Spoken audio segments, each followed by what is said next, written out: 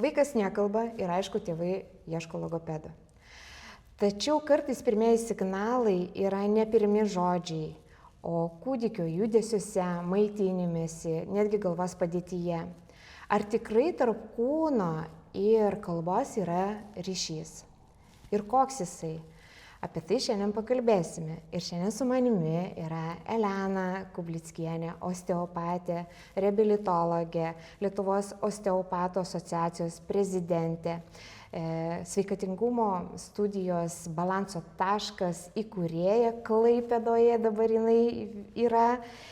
Ir kągi, Elena, ir šiandien noriu pakalbėti apie osteopatiją, nes žinau, kad daug kas nesupranta, kas čia yra per sritis, medicininė jinai, holistinė ar kitokia. Ir pavyzdžiui, kai aš kartais tėveliams sakau, kad jums reikėtų nuvažiuoti pas osteopatą, jie kažkodėl tai painioja su homeopatu. Pavadinimas ne tas pats, bet intuityviai matyt pajaučia, kad čia kažkas tokio netradicinio. Tai truputėlį, kad įvažiuoti temą. Tai pirmiausia, ačiū už šitą kvietimą. Ir iš tiesų man labai patiko, pradėsiu ne nuo osteopatijos, bet man labai patiko tai jūsų pirmieji žodžiai, kad kalba jinai iš tikrųjų prasideda ne tik tai nuo žodžių, jinai prasideda kur kas anksčiau. Ir osteopatija yra viena iš tų sričių, kuri leidžia galbūt mums į kūdikį, į vaiką, į žmogų pasižiūrėti iš tų skirtingų perspektyvų. Ir jeigu plačiau apie osteopatiją, tai čia aš galiu dabar, žinokit, jau galite atsipalaiduoti, kalbėsiu ilgai. Tai osteopatija iš tikrųjų yra toks diagnostikos ir gydymo metodas, kuris yra paremtas anatomijos, fiziologijos ir biomechanikos principais, kai mes žiūrim į žmogų kaip į visumą. Aš pabandysiu eigoje galbūt daugiau papasakoti apie tos principus, ką mes stebim, kodėl mes stebim. Bet jeigu taip labai supaprastintai, ar ne tėveliams, tai mes ieškom, kas kūdikio, kas žmogaus kūne yra didžiausioje įtampoje, kodėl ta įtampa kyla, iš kur jinai yra, kur yra jos pirminė priežastis. Ir tada rankų pagalba, skirtingomis technikomis, manipulacijomis dirbam tose srityse, kad tą įtampą sumažinti, pagerinti, kad pagerinti kraujotaką, kad pagerinti inervaciją, atstatyti audinių, organų funkciją ir tokiu būdu pagerinti kiek įmanoma tą žmogaus kūno būklę. Mes prie to dar grįšim. Aš dabar stabdau truputėlį. Norėčiau, kad asmeninis kelias, gerai, įstojai į mediciną, pasirinkai reabilitologo kelią. Kaip ta osteopatija atsirado? Tai čia dar ilgiau galiu kalbėti. Nereikia ilgai. Tai osteopatija atsirado taip, kad aš iš tiesų labai daug ir ilgai ieškojau atsakymų medicinoje apie žmogų kaip apie visumą. Ne? Kai aš studijavau, aš gydytoja norėjau būti nuo tiek, kiek save prisimenu. Kaip mano mama juokauja, kad, sako, tu net ledų pardavėja nenorėjai būti. Ir kai pradėjau studijuoti mediciną, man buvo nuolatinis pojūtis, kad man kažkas kažko nesako. Kad mes nagrinėjom kažkokią tai ligą, kažkokį mažą mechanizmą, bet visumos nėra. Ir taip skirtingose tose srityse medicinos toks alkis nuolatinis buvo. Tada aš nusprendžiau, kad reikia ieškoti kažko daugiau. Ir taip susidėliojo mano gyvenime, kad vieną gražią vasaros dieną pas mano sesės svečiuose buvo jos draugė ir jinai sako, o ką tu studijuosi rezidentūrai? Aš taip galvojau, sakau, žinok, aš ieškau, nežinau.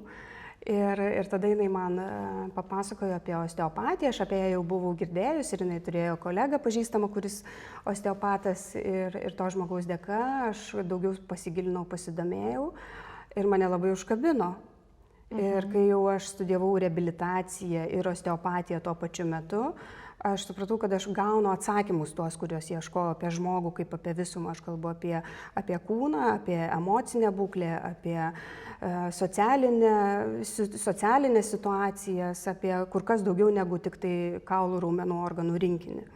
Aš žinau, kad tu turi seserį, Turiu. Ir irgi jinai medikė? Ne, mano sesuo ne medikė, mano sesuo yra filologė. Pagal savo pirminį išsilavinimą. Tačiau pastaruoju metu, jau nežinau, jau gal kokius 5-6 metus, jinai labai pradėjusi gilintis į žmogaus sąmoningumą ir sąmoningą judesį. Jinai yra baigusi Austrijoje Feldenkraiso metodo studijas ir tiesiog šiuo metu kartu ir užsiema ir sąmoningo judesio praktikomis. Jūs kartu ten balanso tam Taip, taške? balanso taške.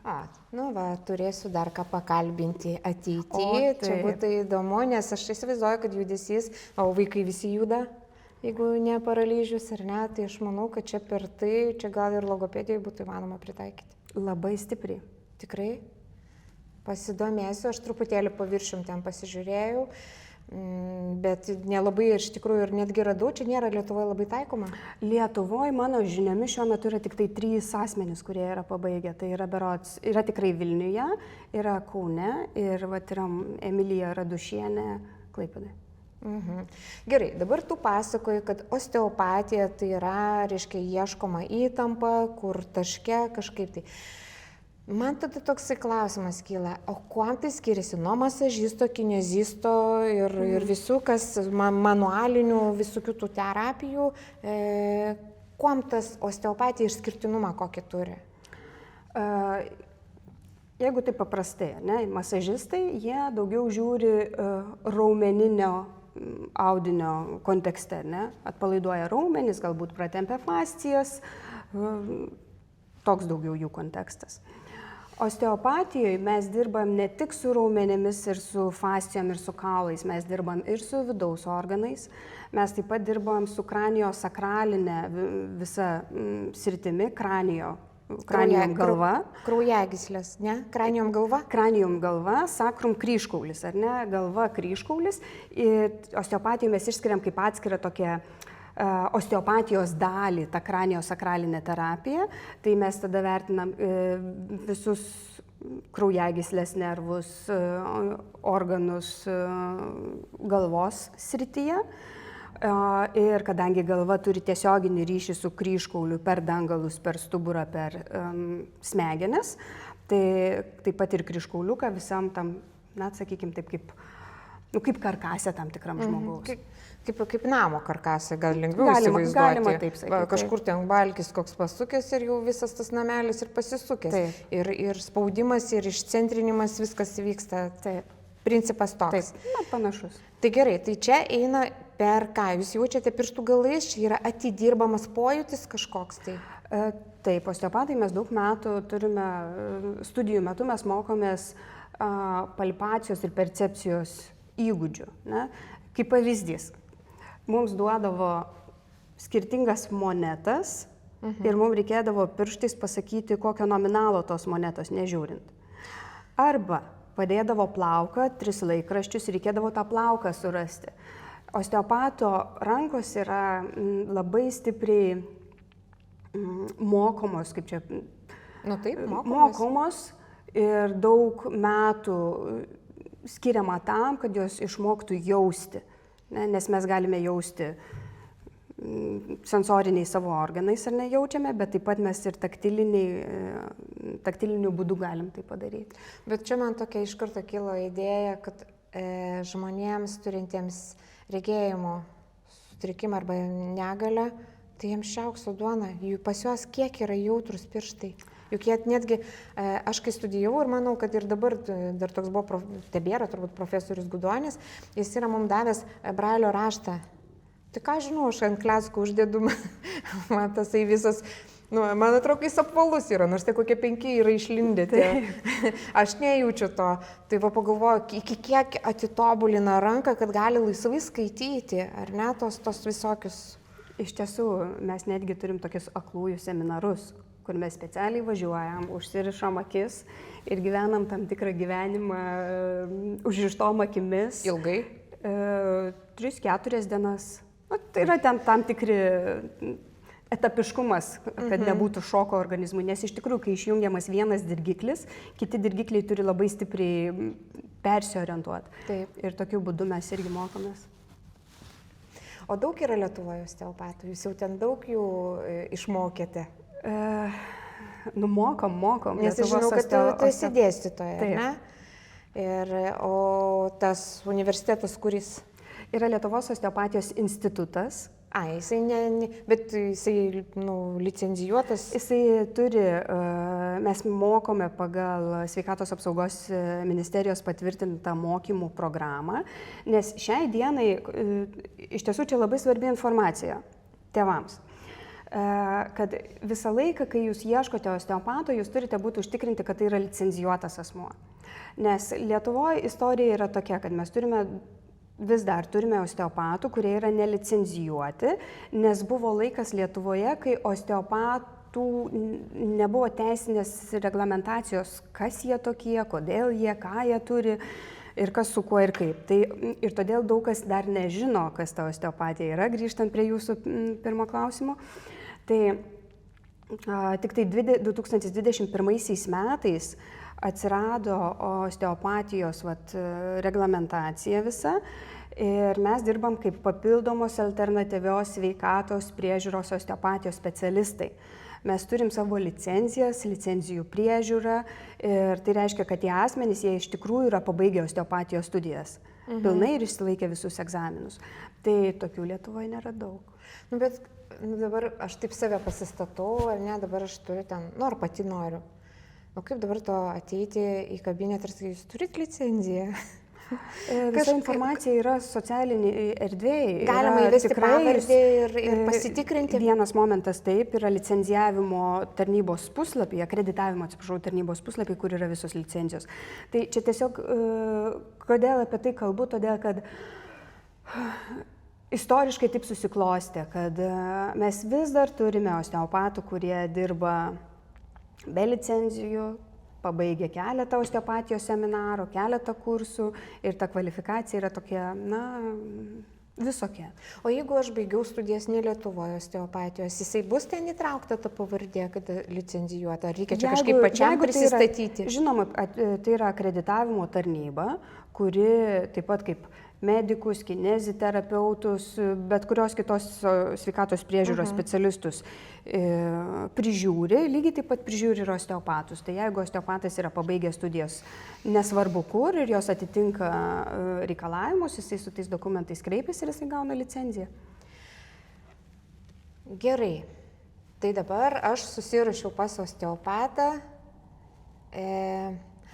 ateinu, labą dieną, nuo ko viskas prasideda? Labą dieną. Na taip, aš suprantu, bet, ir sakykime, aš išsakau savo kažkokią tai būklę, kas mane neramina, ar ne? Ir, ką jūs darot? Jūs jį nurengit, paguldot, kaip atrodo visas tas pirminis? Pirmiausia, mes kalbam ir aiškinamės motyvą, kodėl reikalinga osteopato konsultacija. Kokie yra skundai, kokia yra istorija tų skundų, kokios yra gretutinės ligos, gyvenimo būdas, socialinė galbūt net aplinka. Aš pati dirbdama mėgstu labai plačiai iš tikrųjų išsiaiškinti, kas, kaip, kodėl, su kuo ir užduodu tikrai daug klausimų. Bet čia yra ir psichologija tada? Taip, nes žmogus yra visuma.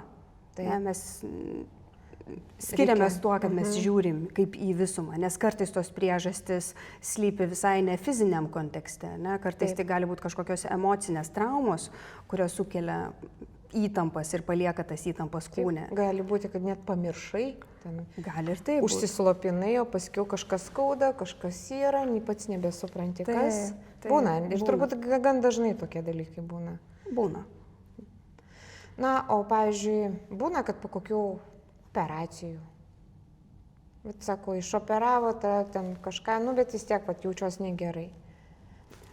Aš kreipiu į tą pusę, su kokiais skundais, gal taip pasakysiu, su kokiais skundais dažniausiai kreipiasi? Kreipiasi su tokiais žmogiškais, pavyzdžiui, tuštinimasis sutrikęs ir nerandu priežasties, valgau daržovės, viską valgau. Taip, labai dažnai žinot, kaip būna, kad iš tikrųjų osteopato stotelė, jinai yra tokia dvejopa. Dažniausiai ateina pas mus žmonės tie, kurie jau visur buvo viską padarė, visus tyrimus, viskas gerai, niekas nieko neranda, nu ir jie tada jau eina pas osteopatą. Arba būna tie, kurie niekas nepadaryta ir jie pirmiausia ateina pas osteopatą. Tai skundų gali būti labai įvairių, nuo galvos skausmo, galvos svaigimo, įtampos skausmo galvos kaklo pečių juostos srityje, nugaros skausmo, virškinimo sutrikimų, širdies permušinėjimų, netgi autoimuninių ligų, laikysenos sutrikimų, visos skeleto judėjimo atramos sistemos ligos, kelius skauda, klubus skauda. Iš tikrųjų, indikacijų jų yra labai labai daug. Šiuo metu, tarkim, aš daugiausiai dirbu su vaikais, su kūdikiais, tai kodėl atneša kūdikius, kodėl atneša vaikus, atveda vaikus, tai daugiausiai yra raidos sutrikimai, laikysenos dalykai, kūdikio žindymo, įtampos padidėjusio ar pamažėjusio tonuso problemos, galvytės nugulėjimai. Tas skundų ratas jisai yra labai platus, labai platus. Nu, aš norėčiau tada, jau kadangi paminėjai apie vaikus, šiaip, kiek pastebiu, tai mamos dažniausiai, na, sakykime, yra nukryva kaklystė, ta liaudiškai vadinama, ar ne, ten, ar dar kažkas, nu, kur jie eina pas masažistą arba pas kineziterapeutą. Aš nesu girdėjus savo, kiek jau per praktiką, kad kažkas tai sugalvotų nuvesti pas osteopatą. Čia, kaip tu manai, žinių stoka? Ar jūs naudingesni, kuom skiriasi? Aš manau, kad tai yra taip, pirmiausia, tai yra žinių stoka, tai todėl labai džiaugiuosi galėdama kalbėti apie tai, kad kuo daugiau žmonių sužinotų. Ir, na gerai, paimkim, ar ne, kuo tai skiriasi.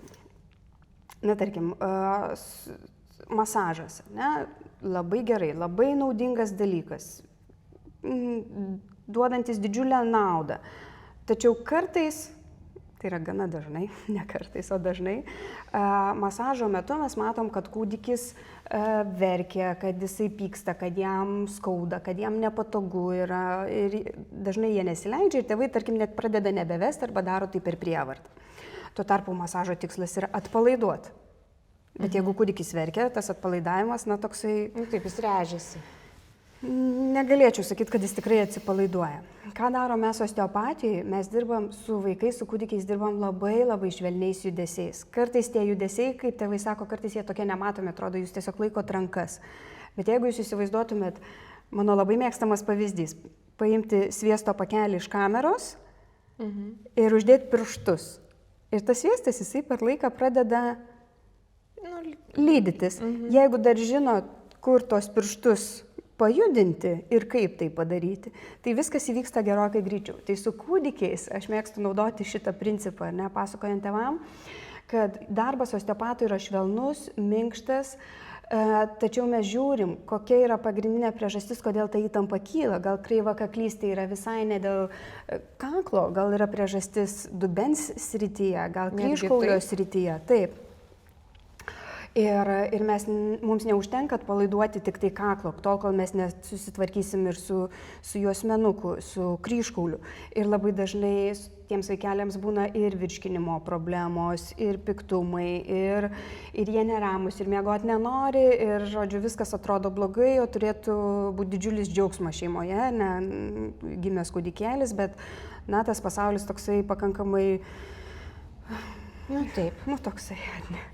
Tai čia osteopatas jisai bus žymiai naudingesnis, galbūt jisai rekomenduos ir masažo specialistą šalia, bet mes žiūrėsim bendram kontekste, kodėl atsiradusi įtampa sukelia tam tikrą simptomatiką, nes mes žinom inervaciją labai gerai kraujotaką ir netgi čia mes jau galim kalbėti apie žindymo ir netgi jau pradėti link kalbos galvot.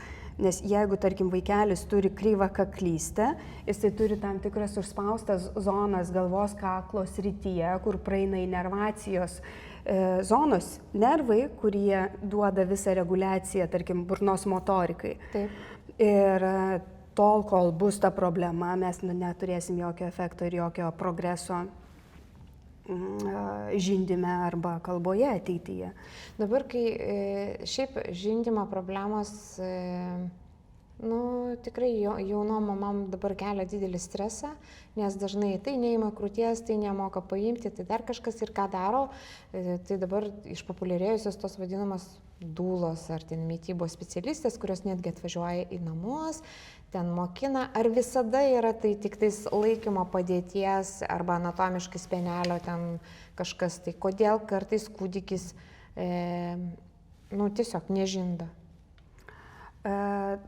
Mes labai daug dirbam kartu su žindymo specialistėm. Ir labai daug žindymo specialisčių kreipia osteopatams savo apžiūrėtusius mažuosius, nes ne visą laiką tai būna padėčių problema.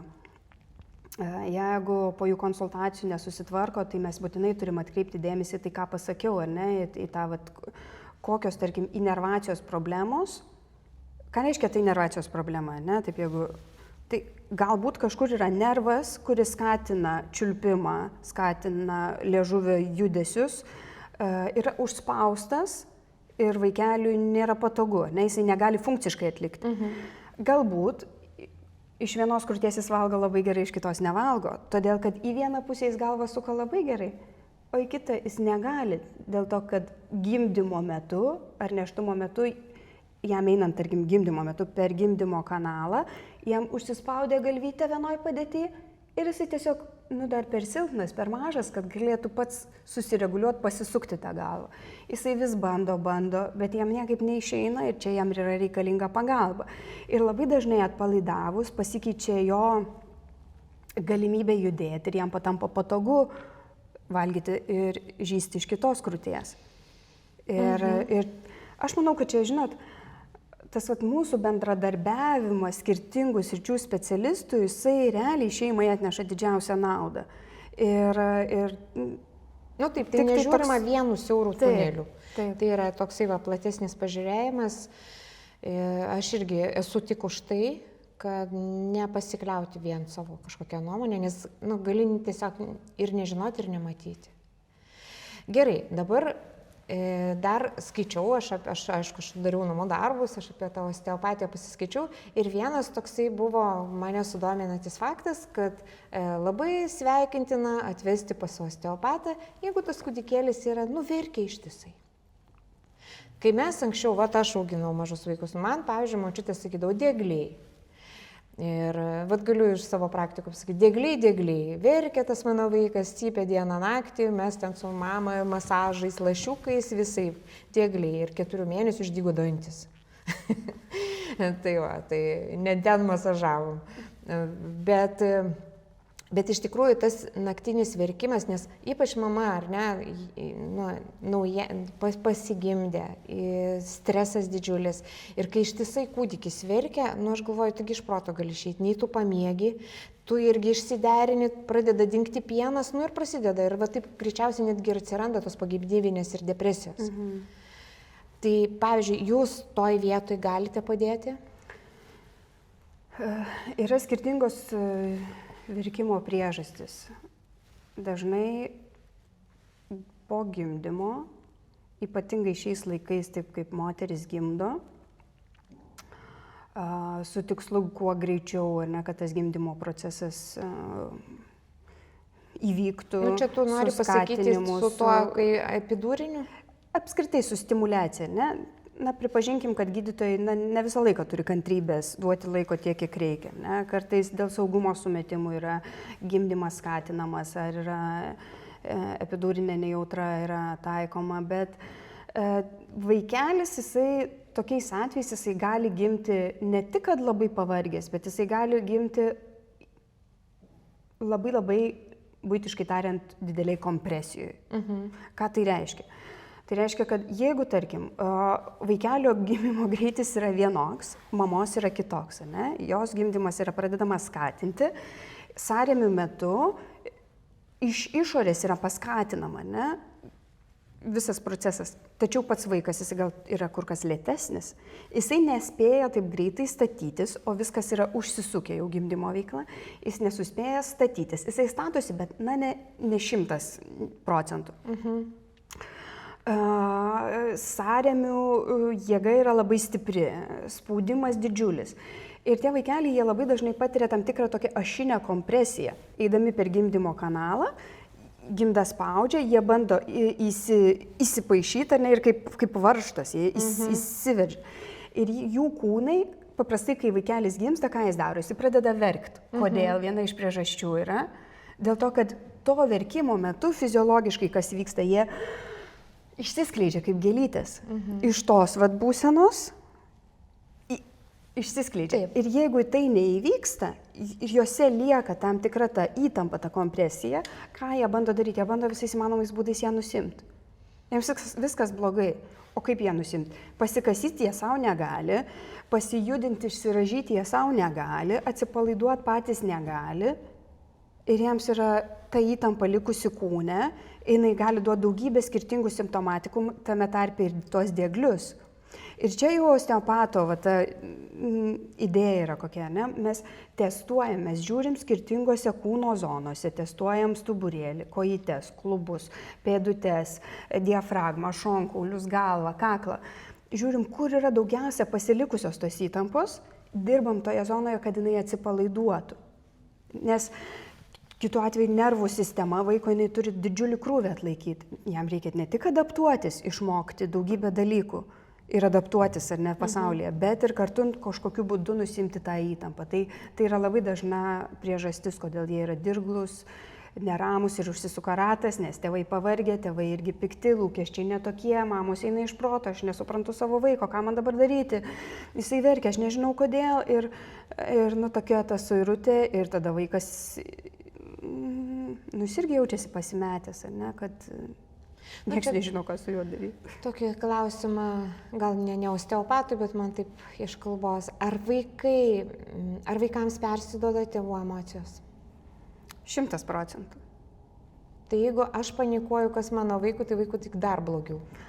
Pradėkime nuo to, kad vaikas daugiau nieko nemato. Pradžioje jisai mato savo tėvus kaip vienintelius veidrodžius. Jo visa reguliacija yra per tėvus. Tai jeigu jisai negali, jeigu yra...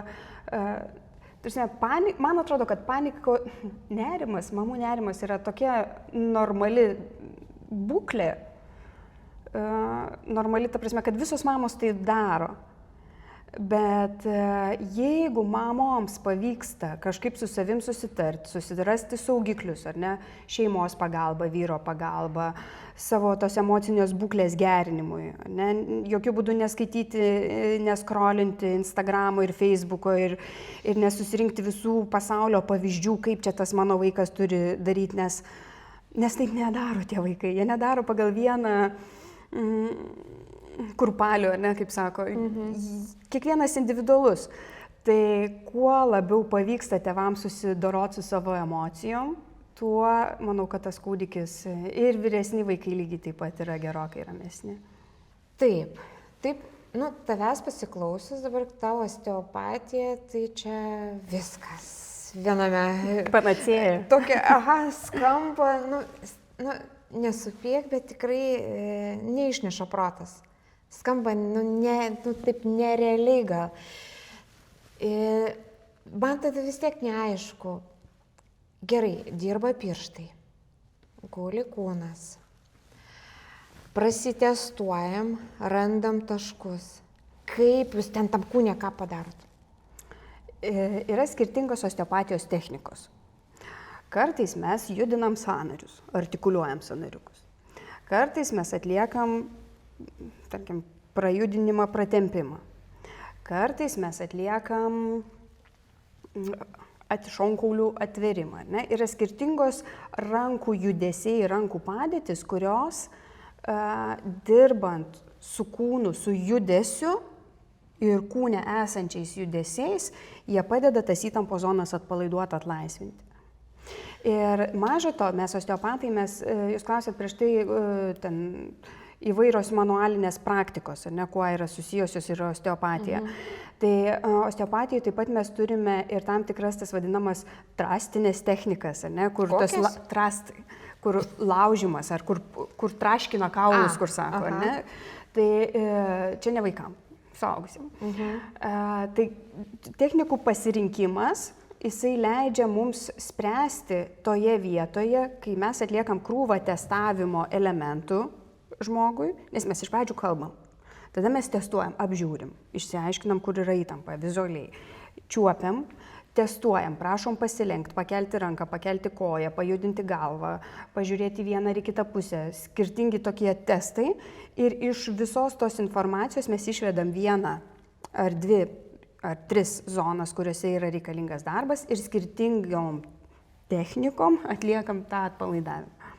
Dabar kaip osteopatai, sakykime, mato, jeigu vaiko yra įtampa, pečių juostai, ten, sakykime, žandikaulio, dar kažkas, tai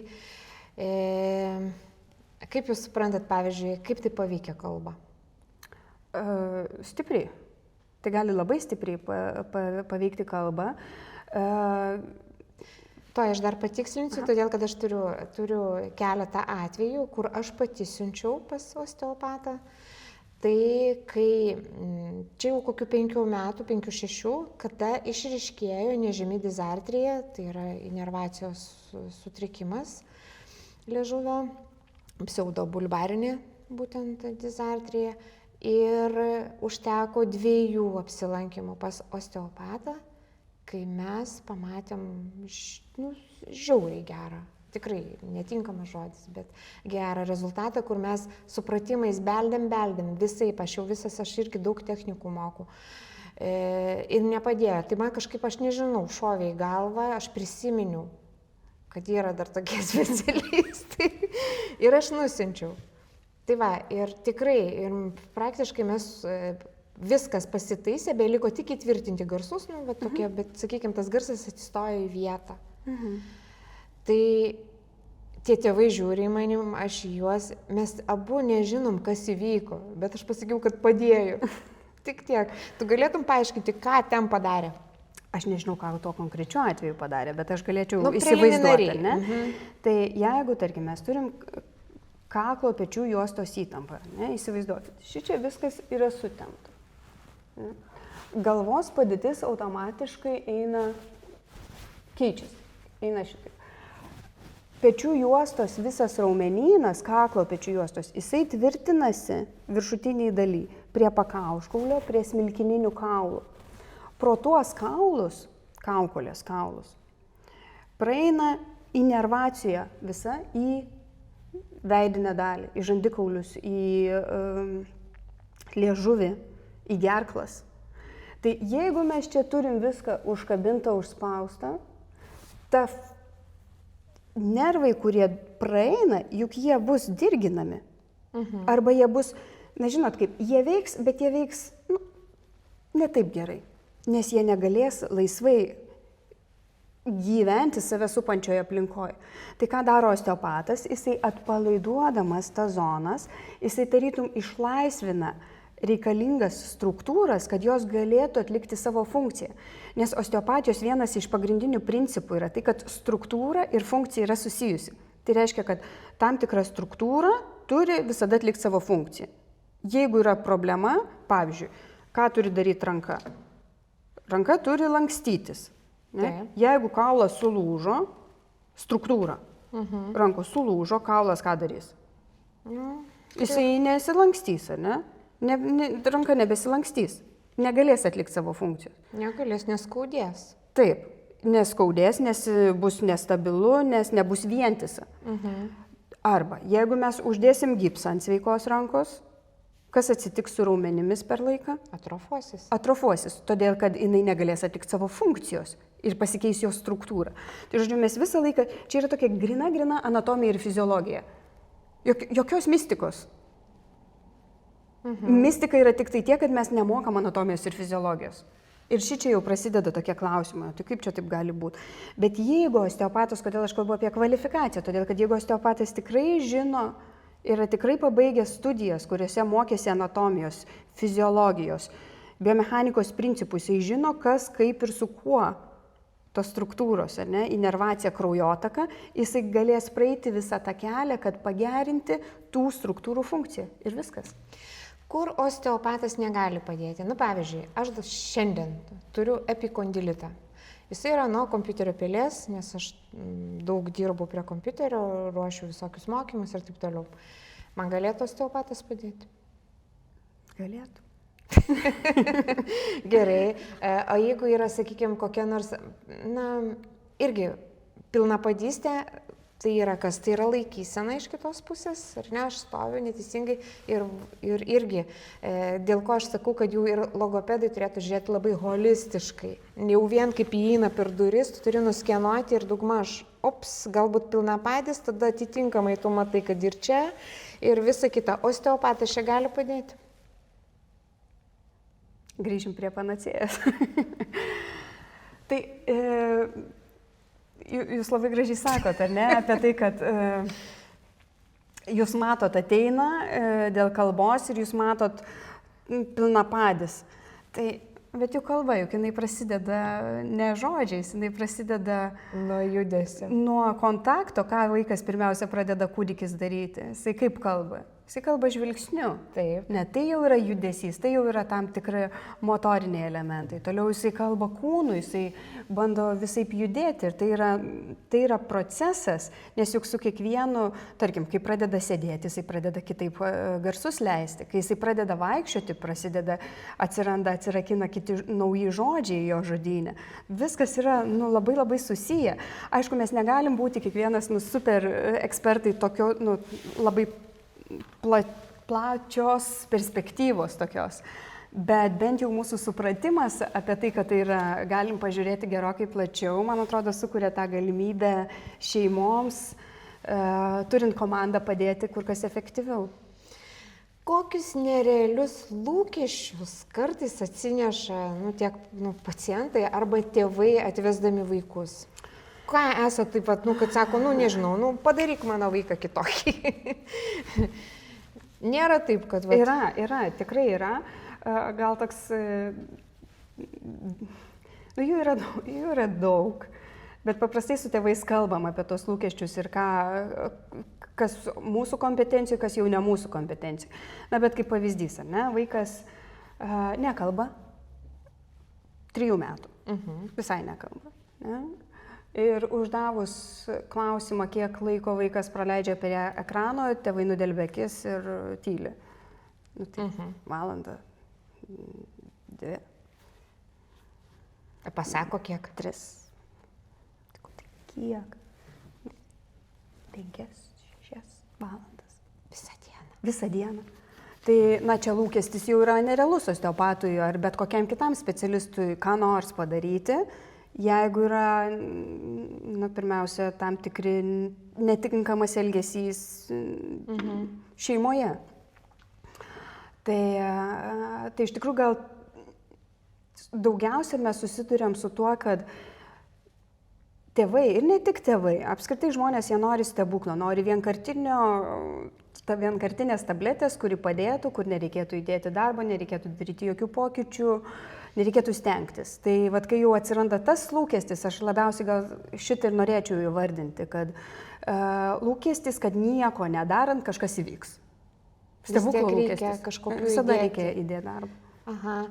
O jeigu aš turiu, sakykime, vaiką, su kokiu kompleksinė negalia, sakykime, ar su cerebriniu paralyžium, kažką palengvinti, autistišką vaiką, pavyzdžiui? Mes pirmiausia žiūrim į bendrą būklę, kiek tai trukdo pačiam vaikui, kiek tai trukdo pačiai šeimai. Bet jūs žiūrite į kūną, jūs ten jo nepakeisit, nors jeigu, pavyzdžiui, autistiškam vaikui dirgiklį nuėmus, tai jis tikrai jo ir elgesys gali į labai gerą pusę pasikeisti. Mes vertinam, mes negalim visiškai panaikinti, išgydyti diagnozių, ne? Taip. Osteopatai, ne dievai yra, tikrai jokių būdų. Bet mes ką galim, mes galim gerinti jo būklę tuo metu, nes jis įtampą vis tiek patiria. Jinai gal jos nuėmimas, tos įtampos, jisai nepašalins diagnozės, ne? Bet galbūt tėvai pastebės, kad, kažkaip trupučiuką ramiau, miega kažkaip kitaip. Nejuda, bet linksmesnis. Ne, tai jau yra procesas. Taip. Ne, tai čia vėl apie lūkestį kalbant, ko nori tėvai. Papasako, ką nors tokio įspūdingo ir kuom tikrai neišeina iš galvos, nu būna, bet bent jau man tai tikrai būna tokių atvejų, kur kai kurias šeimas aš labai ilgai atsimenu. Nu, įvyko kažkas netikėto, nuostabaus ir toks pats savim truputėlį net didžiuojasi, va, kaip gera. Nu, va, kažkas tai. Greitai, kas kyla? Pirma mintis yra tokia, kažkaip pat turėjau tokį vaikelį, 3 metų, kuris absoliučiai nekalbėjo, nepalaikė jokio kontakto, akių kontakto, bėgdavo, slėpdavosi, visą laiką toks, nu, nesavas. O eina tokį paguldyti? Ne, jau neina paguldyti. Čia yra dar vienas toks aspektas, kad tėvai neturėtų turėti lūkesčio, kad vaikas gulės pas osteopatą visą laiką. Kūdikis taip, bet tarkim šiandieną turėjau 2 mergaitės 13-15 mėnesių, tai ne viena negulėjo. Tai mes dirbom judėdami ant kelių, ant rankų, truputėlį ant kušetės, truputėlį sėdint, labai skirtingai judesyje. Tai čia gal truputėlį tokia specializacija yra, nes šitas įgūdis dirbti su judančiais vaikais taip pat reikalauja tam tikro osteopato įgūdžio. Ne? Čia man visiškai netikėta, aš visą laiką galvau, kad guli ant kušetės kaip pas masažistą ir ten... Tai būtų labai gerai, bet ne visą laiką tai pavyksta. Todėl kartais osteopatijoje kartais darbas jisai gali užtrukti pas osteopatą 10 minučių ir osteopatas sakys viskas padaryta. Nes pavyks toj vietoj, tuo metu ten, kur reikia atlikti tą manipulaciją, kurios reikia. Tai... O kaip jūs pajaučiat, kad pavyko? Kas ten pasidaro? Audiniai suminkštėja, pralaisvėja. Pasikeičia kvėpavimas, nurimsta nervų sistema, vaikelis atsipalaiduoja, jisai pradeda kitaip žvalgytis, jisai pradeda... Ir jūs visą tai taip čiukšt ir pamatot, ar ne, iš karto? Ne visą laiką čiukšt ir pamatom, kartais tai užtrunka ilgiau, bet būna tokių situacijų, kur tai pamatom. Čia akivaizdžiai, taip tiesiog. Ir tėvai, ką jie sako, paėmiau ant rankų kažkoks toks suglebęs, sukritęs. Visą laiką rietėsi, o dabar toks atsileidęs. Tai pas jūs čia būtų visai fainiai atvesti kokius hiperaktyvius? ADHD, kur jau ten... Yra iššūkių su jais dirbant, su jais procesas yra gana ilgas, nes jie labai dažnai iš pirmo karto mes su jais nerandam to kontakto, kartais tai užtrunka, bet jeigu mums pavyksta su tėvais susikalbėti ir neturėti to vieno lūkesčio, kad čia dabar ateis vaikas ir gulės ant tos kušetės, nejudės ir va, toks visas, ir jūs čia jau padarysit stebuklą, tai ne, tai yra procesas. Nes vaikai jie linkia bendradarbiauti, kai su jais surandi kontaktą, jiems tas svarbu. Tai grįžtant prie to atvejo, ne, tai turėjau tą berniuką ir niekaip nesupratau, kame reikalas, vat kažkaip, kažkas, žinot, jauti, kad kažkas čia ne taip visoje to istorijos dalyje. Lyg ir tėvai, mama pasakoja, viskas gerai, viskas su juo daro teisingai. Tai kažkas ne taip, prisiliesti, prieiti, kalbėjom. Ir vienas momentas, ne, tas vaikelis išėjo prie laukinių durų, jau toks buvo Vilniui tada stiklas didelis per visas duris prie laukinių durų, jisai ten žiūri automobilius važiuojančius, aš tik užrakinau duris, kad jisai neišbėgtų pro tas duris. Ir priejau ir uždėjau rankas ant dubens, pradėjau tikrinti, žiūrėti, kaip dubens paslankumas, kaip nugarytė, kaip stuburėlis. Ir aš dirbu ir žiūriu, jisai leidžiasi. Ir mes pradėjom tiesiog su juo stebėti mašinas. Nekalbėt, stebėti mašinas, ko kontekste jisai po trupučiuką leidosi, taip pat kažkaip pradėjo taip jau man suglebinėti rankas. Aš pakišau kojas, atsisėdo man ant tos kojos, aš toliau nugarytę švelniai stimuliuoju, dirbu. Aš jau įsivaizduoju, man jau kažkas čiupinėja nugarą. ir kalbam su mama, ne? Ir mama pasakojo, kad... Aš paklausiau, žinoma, apie ekranus. Mama pasakoja, sako, iš tikrųjų ta situacija yra tokia, kad nuo 2 mėnesio amžiaus vaikelis gultuke po 6-8 valandas prie ekrano. Nuo 2 mėnesio amžiaus. Televizorių greičiausiai. Televizorių.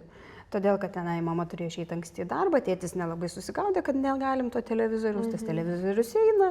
Kartais foninis triukšmas. Toks foninis, bet iš principo jis visą laiką. Ir...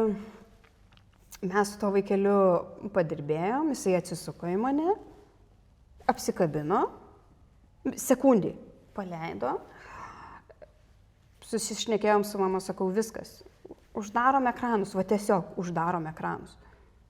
kokiu norit būdu, bet jūs turit sustabdyti, nes tai yra perstimuliacija, jisai negali vystytis, jo raida negali dėliotis, nes jisai visas va toksai yra, tokiai koviniai būsenai, ką čia dabar, nu, nežinau, ar nuo filmukų, ką tą kontekstą jie žiūrėdavo, aš negaliu pakomentuoti, neprisimenu. Bet ir atsisuko tas vaikelis į mane ir aš jam sakau, žiūrėk, sakau, tau, vat, dabar negalėsiu žiūrėti filmukų. Paskui galėsi. Dabar tau kiek mamytė pasakys, tiek negalėsi. Nes, 3 metų jisai supratimą šiokį tokį taip. Tikrai turi. Jis pasižiūrėjo mane tokiam nesuper laimingom akim, bet su akių kontaktu jau išėjo. Ir aš, aišku, dar tai suspėjau ir atsipalaiduoti pečių juostą jo tiek, kiek buvo tuo metu įmanoma. Žandikaulį, žodžiu, struktūriškai dar padirbėjau su juo ir atėjo kitą kartą, mama sako, tikrai mes nedavėm ekranų. Ir jisai tikrai labai pasikeitė, jisai žiūri žmonėms į akis, jisai netarė dar garsų, bet jisai pradėjo, tarsi netarė garsus, bet jisai nedėlioja žodžių. Jisai reaguoja į aplinką ir jisai, jausmas yra, kad yra mano vaikas, kad vaikas atsirado. Vaiko nebuvo, vaikas atsirado. Tai va čia gal toks, pirma mintis iš va tokio gal kalbinio konteksto apie tą mažylį. Na ką, pavyzdžiui, osteopatai eina, tu šnekėjai, kad su žindymo specialistais, su masažistais eina, dar su logopedais eina į bendradarbiavimą? Norime eiti. Tai va, čia būtų labai graži ta žinia ir ta informacija, kad logopedai susiraskite osteopatus. Aš manau, kad tai tikrai didelė būtų pagalba, ypač kas liečia su neurologiniais sutrikimais. Aš netgi galvočiau, kad su tais, kur gimsta su užspaustais, mes kai renkam anamnezę, aš čia taip nušoksiu dabar nuo minties, tai kartais būna, ten virkštelė apsisukus nerašo, kad prisidusintas. Kai kurie žino, kai kurie tėvai nežino, bet sako, girdėjau, kad sakė virkštelė apsisukus. Tai aišku, ne faktas, ta virkštelė ir laisvai galėjo būti apsisukus, bet galėjo. Ir taip tam pilve, kaip aš sakau, kardiogramą, sako, širdis permušinė, bet tu darai kardiogramą, kitą kartą, nepataikai ant to, kai ten kong būna kažkas, tai sako, visai gerai ta širdis plaka. Tai aš galvoju, kai žiūri echoskopiją, irgi tas vaikelis tuo momentu pilvelėje gali būti vienoks, o gali būti ir kažkokių kitokių, ten, sakėm, ir su ta virkštelė, ir apsisukęs, ir užmazgas netgi būna, tai maitinimas būna pastrigęs, aš taip suprantu. Tai sakyčiau, tuose vietose, kai anamnezėje matom, kad gimdymo istorija buvo nelabai palanki, aš manau, kad osteopatai čia galėtų būti praktiškai pirmoji pagalba. Aš turiu tokią svajonę, sako, svajonės galima įvardinti garsiai. Tai mano viena iš svajonių yra, kad osteopatai būtų naujagimių skyriuose ir per pirmą savaitę, idealu per pirmas 3 paras pasižiūrėtų. Vietoj neonatologų? Ne vietoj, šalia. Pasižiūrėtų naujagimius ir iš tiesų įsivertintų, ar nėra kažkokių tai liekamųjų reiškinių, kuriuos galim sutvarkyti čia ir dabar, nes tai vyksta gerokai greičiau, negu kai jis yra jau paaugęs ir malasi aplink kušetę visas ir ten yra sunkiau tai padaryti. Tai ir ta raida tada vystymasis jis yra sklandesnis, ramesnis.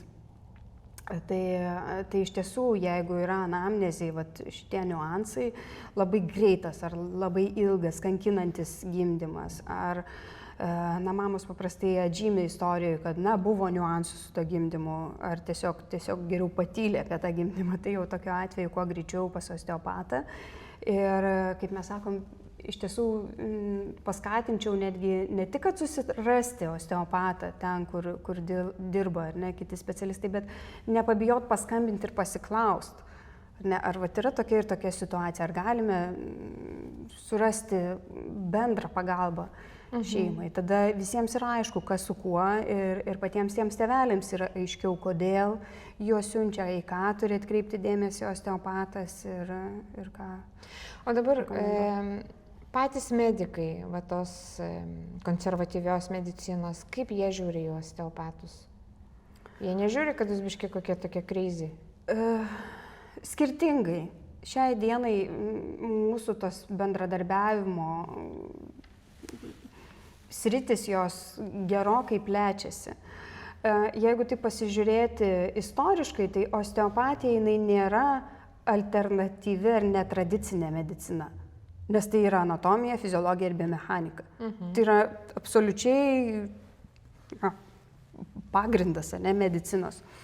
Aš manau, kad čia yra žinių stoka ir netinkamai sudaryti įspūdžiai, ne? Nes iš tiesų mes turime osteopatų, tarkim, kurie uždeda rankas, laiko rankas, kažką daro, ir jie nepasakoja, ne, ką jie daro. Tai žinoma, tėvam kilo klausimų, kas čia dabar per mistika ir kaip čia kas su kuo, ir jie eina pas gydytojus ir pasakoja, ir tie patys gydytojai eina. Ir aš manau, čia nesusikalbėjimo klausimas yra, bet kuo toliau mes kaip Lietuvos osteopatų asociacija bendradarbiaujam, kalbam, dalyvaujam įvairiuose renginiuose ir kalbam apie tą osteopatiją, tuo daugiau tokios realios informacijos ir supratimo yra. Tai iš tikrųjų jau, pavyzdžiui, toj pačioj Klaipėdoje mes turime neurologų, pediatrų, šeimos gydytojų, kurie siunčia pas osteopatus.